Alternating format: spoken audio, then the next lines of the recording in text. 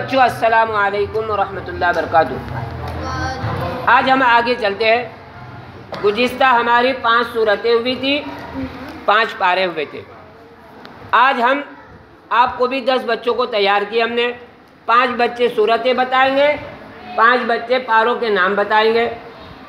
آپ کی صورت ہے سورہ انعام۔ کیا ہے؟ سورہ انعام۔ اس میں 165 آیات ہے اور 20 رکوع ہے، برابر۔ آپ کی صورت ہے سورہ اعراف۔ اس میں 206 آیات ہے اور 24 رکوع ہے۔ آپ کی کیا ہے؟ سورہ انفال۔ اس میں کتنے آیات ہیں؟ 75 آیتیں ہیں اور 10 رکوع ہے۔ آپ کی کون سی صورت ہے؟ سورہ توبہ ہے۔ اس میں 129 آیات ہے اور رکوع 16 ہے۔ سورہ یونس ہے۔ اس میں کتنی آیات ہے؟ 109 اور رکوع 11۔ آپ نے کون سی صورت بتائے؟ سورہ انعام۔ یہ کہاں نازل ہوئی؟ مکہ مکرمہ میں۔ آپ نے سورہ اعراف کہاں نازل ہوئی ہے؟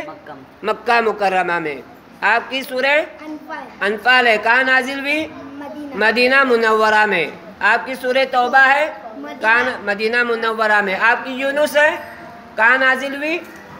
مکہ مکرمہ میں۔ وہاں لکھا ہوا ہے، دیکھو ہر سورت کے پاس لکھا ہوا ہے سورہ انفال۔ سورہ یونس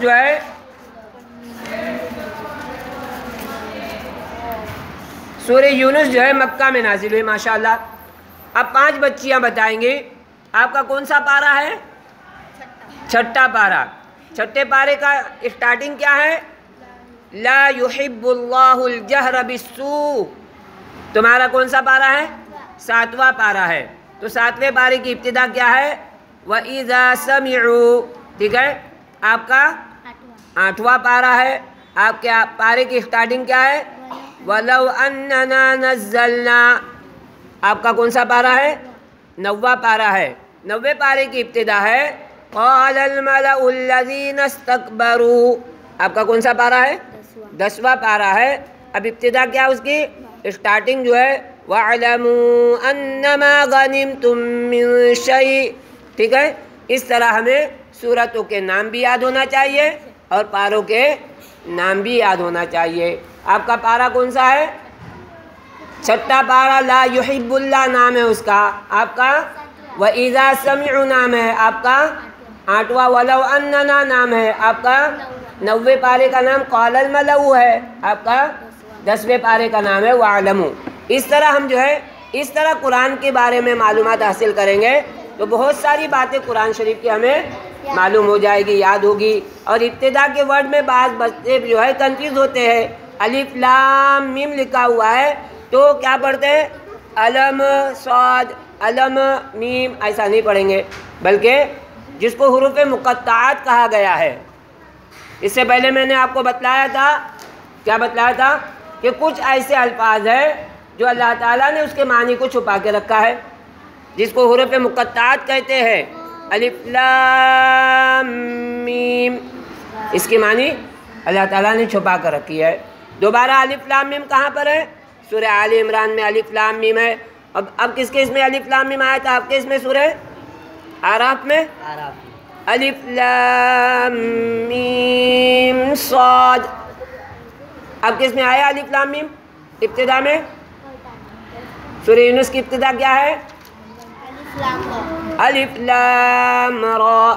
آگے اس طرح کی صورتوں میں سورہ یوسف میں بھی الف لام را آئے گا۔ تو یہ حروف مقطعات ہے، اس کے معنی کو اللہ تعالیٰ نے چھپا کر رکھی ہے، جس کو ہم کیا کہیں گے؟ سیکریٹ اور کوڈ ورڈ کہیں گے۔ کیا کہیں گے؟ کوڈ ورڈ معلوم ہے تم کو؟ تمہارا ہمارا ہم کو معلوم رہتا ہے، دوسرے کا نہیں معلوم ہے۔ تو ہم کیا کریں گے؟ دوسرے کے کوڈ ورڈ کو معلوم کرنے کے بجائے اپنا معلوم رکھیں گے۔ کوڈ ورڈ اللہ کا ہے، اس کا معنی اللہ ہی جانتے ہیں، اور اس کے معنی کل قیامت کے دن اللہ تعالیٰ کیا سنائیں گے؟ جب قرآن کریم سنائیں گے تو ہر لفظ کو صاف واضح کر کے بتلائیں گے۔ اللہ جب قرآن شریف سنائیں گے تو ایسا سمجھ میں آئے گا جیسے ہم کوئی بات چیت کر رہے اللہ تعالیٰ سے، اور اللہ تعالیٰ کوئی چیز سنا رہے تو ہمیں فوراً سمجھ میں آ جائے گا. تو وہاں پر ہماری لینگویج کون سی رہے گی؟ عربک رہے گی. جیسے ہم کوئی چیز لینگویج کو جو ہے کائے پہ ڈال دیتے ہیں؟ ایٹومیٹک پہ ڈالتے ہیں، تو وہ لینگویج کیا چینج ہو گئی. جس کنٹری میں جاتے ہیں اس کنٹری میں وہ لینگویج ہماری سامنے آ جاتی ہے. بات سمجھ میں آ جاتی ہے؟ ایسے ہی اللہ تعالیٰ جب یہاں سے دنیا سے آدمی چلا جائے گا تو قبر میں جانے کے بعد لینگویج چینج ہو جائے گی. کیا لینگویج رہے گی؟ من ربک